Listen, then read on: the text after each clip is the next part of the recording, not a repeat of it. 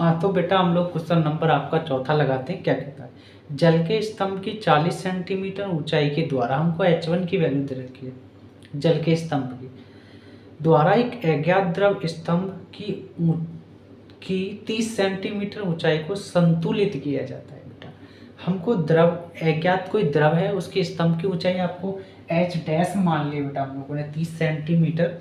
द्रव का घनत्व क्या होगा, मतलब रो का पता करना है, रो डैश का। देखो मैंने डाटा लिख दिया है सारा बेटा। जल के स्तंभ की ऊंचाई H 40 सेंटीमीटर, एक अज्ञात द्रव स्तंभ की ऊंचाई H डैश 30 सेंटीमीटर। जल का घनत्व बेटा कांस्टेंट है, याद रखना सभी को। जल का घनत्व रो से डिनोट कर दिया, 1 गुणा 10⁻³ kg प्रति मीटर क्यूब बेटा। द्रव का घनत्व रो डैश पता करना है, द्रव का। आगे, जल के स्तंभ की ऊंचाई के द्वारा एक अज्ञात द्रव की ऊंचाई को संतुलित किया जाता है बेटा।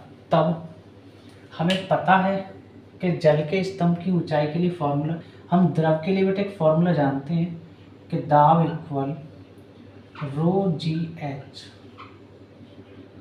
पढ़े ना बेटा। तो जल के स्तंभ के लिए कौन सा यूज करेंगे बेटा, रो जी एच। और अज्ञात द्रव के लिए बेटा कौन सा यूज करेंगे, रो डैश लगा देंगे, जी सेम रहेगा, एच डैश लगा देंगे। ऊंचाई दोनों की अलग अलग है, इसलिए गुरुत्वाकर्षण दोनों में समान ही लगेगा। हाँ तो बेटा रख लेंगे वैल्यू, जी गुणा में है, भाग में आ जाएगा। ठीक, तो जी से तो जी आपका कैंसिल। चलो रो एच, रो की वैल्यू क्या है, 1 गुणा 10⁻³ kg प्रति मीटर क्यूब, और h की वैल्यू है 40 सेंटीमीटर। सेंटीमीटर को मीटर में चेंज करने के लिए 100 का भाग दे देंगे बस, और मीटर में चेंज हो जाएगा सेंटीमीटर। इक्वल, आगे रो डैश की वैल्यू पता करनी है, लेकिन h डैश की वैल्यू है 30 सेंटीमीटर। सेंटीमीटर को मीटर में चेंज करने के लिए 100 का भाग दे देंगे, और ये आपका मीटर में चेंज हो जाएगा। चलो ये भाग में है, 100 गुणा में चला जाएगा इधर, तो ये 100 इस 100 को कैंसिल कर देगा। ये मीटर गुणा में है, नीचे आएगा, मीटर से मीटर कैंसिल हो जाएगा। चलो यहाँ तक के लिए बेटा। आगे बटे 30 गुणा में है, रो डैश के साथ भाग में आ जाएगा, गुणा 1 की गुणा करोगे 40 में तो 40 ही आएगा। बचा क्या, 10⁻³ और kg और प्रति मीटर क्यूब, और उधर चल रहा है बेटा आपका रो डैश। यहाँ तक क्लियर बेटा।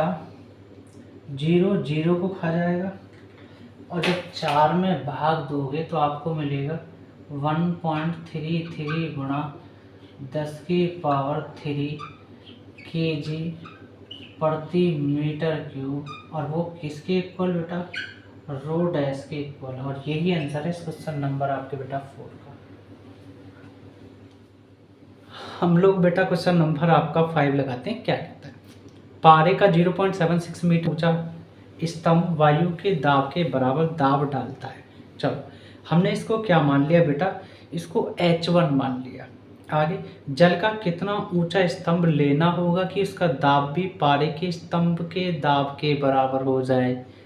जल का घनत्व 10⁻³ kg प्रति मीटर क्यूब। बेटा हम लोगों ने सारा डाटा लिख दिया है। पारे के स्तंभ की ऊंचाई H1 0.76 मीटर बेटा। पारे का घनत्व रो 1 मान लिया, इसको 13.6 गुणा 10⁻³ kg प्रति मीटर क्यूब होता है, याद रखना। जल का घनत्व 1 गुणा 10⁻³ kg प्रति मीटर क्यूब होता है। जल के ऊंचे स्तंभ का दाब व पारे के स्तंभ के दाब के बराबर करते हैं, तब क्या होगा बेटा। हम लोग बेटा फॉर्मूला जानते हैं कि प्रेशर दाब के लिए रो जी एच फॉर्मूला, तो बेटा कर लेंगे। पहली स्थिति के लिए रो 1, गुरुत्वाकर्षण दोनों में समान लगेगा, ऊंचाई अलग अलग है, H1 कर लेंगे। और दूसरी कंडीशन के लिए ρ2 हो जाएगा और G गुरुत्वाकर्षण समान है दोनों में, और यहाँ आ जाएगा आपका H2। ठीक, G गुणा में है, नीचे आएगा भाग में कट जाएगा, तो इसलिए डायरेक्ट कैंसिल कर रहे हैं। अब देखो बेटा, हमें H2 का मान पता करना है ना, H2 का मान पता करना है। तो ये H2 के साथ गुणा में है, ρ2 भाग में ले आएंगे, तो ρ1 गुणा H1 और आपका ρ2 और इक्वल टू हम लोग H2 का मान पता कर लेंगे। तो H2 इक्वल, इसको इधर लिख लिया, इसको इधर लिख लिया, कोई फर्क नहीं है बेटा। ρ1 की वैल्यू हमारे पास 13.6 गुणा 10⁻³ kg और प्रति मीटर क्यूब। H1 की वैल्यू है 0.76 मीटर और ρ2 की वैल्यू है जल का घनत्व, मतलब 1 गुणा 10⁻³ kg। यहाँ तक के लिए बेटा। और प्रति मीटर क्यूब कौन लिखेगा बेटा? जल के घनत्व के लिए मात्रक। मीटर क्यूब केजी पॉइंट के पीछे 2 अंक, तो बेटा 2 जीरो लग जाएंगे। पॉइंट के पीछे 1 अंक, तो 1 जीरो लग जाएगी। ठीक, अब जब 136 में 76 का गुणा करोगे तो बेटा आपका आएगा H2 इक्वल 10,336 गुणा 10⁻³ और आपका बचा मीटर और बटे 10⁻³ और 1000 को पावर के रूप में कैसे लिखेंगे हम लोग बेटा? 10⁻³ ही लिखेंगे, और ना ये तो लिखेंगे बेटा।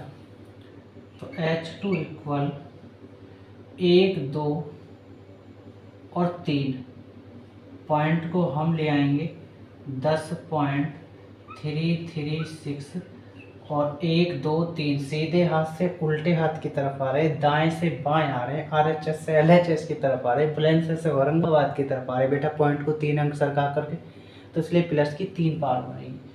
तो प्लस की 3 पावर ये बन गई और 3 ऑलरेडी है ही। ठीक, चलो आपका मीटर चल ही रहा है, उसके बाद 3 पावर ये कितनी हो जाएंगी? 6, 10⁻6। ये प्लस में है पावर, यमराज के यहाँ जाके माइनस हो जाएंगी। तो आप H2 लिखना इसको। तो H2 इक्वल 10.3, ये 6 बड़ा है 5 से, तो इसको हटा देंगे, आगे एक जोड़ देंगे, तो 3 को 4 कर देंगे, मतलब 34 हो जाएगा, गुणा 10⁻6 और ये प्लस की यमराज के यहाँ जाके माइनस हो जाएगी, माइनस की 6 पावर, और ये आपका मीटर। ठीक, तो आप कह सकते हैं कि H2 इक्वल 10.34 गुणा प्लस की 6 पावर माइनस की पावर 6, खत्म। तो आपका सिर्फ मीटर बचा, और यही आंसर है इस क्वेश्चन नंबर बेटा आपके 5 का कंप्लीट सॉल्यूशन।